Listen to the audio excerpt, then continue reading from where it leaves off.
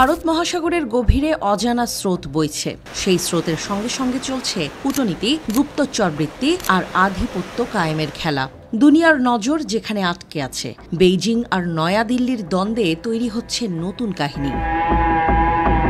চীনের জাহাজ ভেসে উঠছে নীল সমুদ্রপথে। নাম জিয়াংয়াং হং 03। কাগজে কলমে এটি গবেষণা জাহাজ। চীনের দাবি মতে সমুদ্রতল ও জলবায়ু বোঝার মিশনে এসেছে এটি, কিন্তু নয়াদিল্লি তাকে বলে গুপ্তচর। কিন্তু কেন? কারণ সেই জাহাজ ভারতের বিশেষ অর্থনৈতিক অঞ্চল ঘেঁষে চলেছে। আন্তর্জাতিক আইনে এই জায়গার মালিকানা ভারতের দাবি হলেও আসল প্রশ্ন হল, সমুদ্র কি সত্যিই কারো একার? চীনের চোখে এই সমুদ্র গোটা এশিয়ার সম্পদ, সকলের জন্য উন্মুক্ত। তাই সমুদ্র তল মাপা, মানচিত্র আঁকা, খনিজ অনুসন্ধান করা সবই তাদের ভবিষ্যতের পরিকল্পনার অংশ। সমুদ্র বিজ্ঞানীরা বলেন, এসব কাজ সামরিকভাবে যেমন কাজে লাগে, তেমনি বৈশ্বিক গবেষণাতেও। চীনের কাছে কাজটা মানবজাতির জন্য জ্ঞানের ভাণ্ডার খোলা। ভারতের প্রতিক্রিয়া যেন ভীত হাতির মতো। নয়াদিল্লি চেঁচাচ্ছে, বলছে চীন আমাদের ঘিরে ফেলেছে, আমাদের নৌঘাঁটি নজরে রাখছে, আমাদের ইন্টারনেট লাইন কেটে দেবে।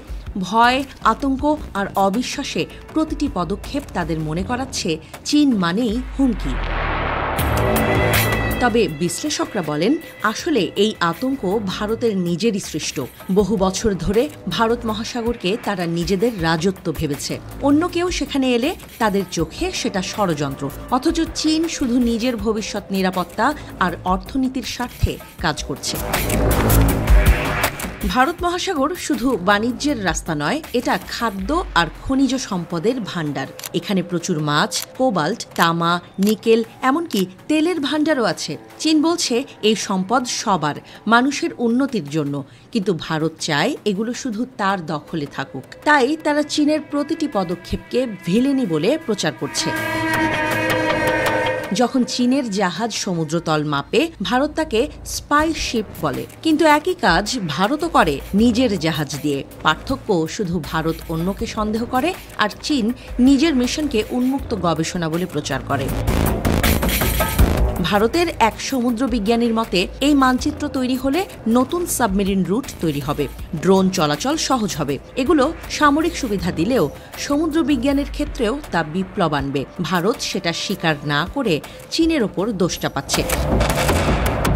ভারতের অভিযোগ, চীন নাকি স্ট্রিং অফ পার্লস বা মুক্তোর মালার মতো ঘাঁটি বানিয়ে ভারতকে ঘিরছে। শ্রীলঙ্কা, পাকিস্তান, জিবুতির ঘাঁটির কথা বলছে তারা। কিন্তু চীনের দাবি হলো তারা এসব করছে বৈশ্বিক বাণিজ্য আর জ্বালানি পরিবহন নিরাপদ করতে। অন্যদিকে ভারতও তো পিছিয়ে নেই। তারা ইরানের চাবাহার বন্দর দখল করেছে, ওমান, ইন্দোনেশিয়া, মরিশাস, যেখানে সেখানে নিজেদের ঘাঁটি বানাচ্ছে। কিন্তু সেটা তাদের চোখে কৌশল, আর চীনের পদক্ষেপ হলো ষড়যন্ত্র। আজকের দুনিয়ায় আসল লড়াই শুধু ক্ষেপণাস্ত্র নয়, তথ্যেরও। ভারত মহাসাগরে ৯৯% সাবমেরিন কেবল পড়ে আছে। চীন যদি এগুলোর মানচিত্র আঁকে, সেটা বৈজ্ঞানিক কৃতিত্ব। কিন্তু ভারত তাকে হুমকি বলে দেখাচ্ছে। দিল্লির দাবি চীন কেবল কেটে দেবে, অথচ এখনো পর্যন্ত এমন কোনো প্রমাণ নেই। বরং ছোট দেশগুলোকে পাশে পেতে ভারত বাড়িয়ে বলছে চীনের প্রতিটি পদক্ষেপ বিপজ্জনক। ভারতের সাবেক কমান্ডাররা বলেন, চীন সমুদ্র দখল করতে চাইছে। আসলে দাদাগিরি কার, সেটা প্রশ্ন সাপেক্ষ। ভারত চায় সমুদ্রের ওপর একচ্ছত্র অধিকার, যাতে গ্লোবাল সাউথে নেতা হয়ে থাকতে পারে। চীনের উত্থান মানে সেই একাধিপত্যের পতন। নয়াদিল্লি আর বেইজিং দুজনেই প্রস্তুতি নিচ্ছে। ভারত ক্ষেপণাস্ত্র বানাচ্ছে, চীন মানচিত্র আঁকছে। একদিকে আতঙ্ক, অন্যদিকে উন্নয়নের স্বপ্ন। ভবিষ্যতে সংঘাত হবেই কিনা তা সময় বলবে। তবে একটা বিষয় পরিষ্কার, চীনের দৃষ্টিতে সমুদ্র ভাগাভাগি উন্নয়নের, আর ভারতের চোখে সেটা হুমকির।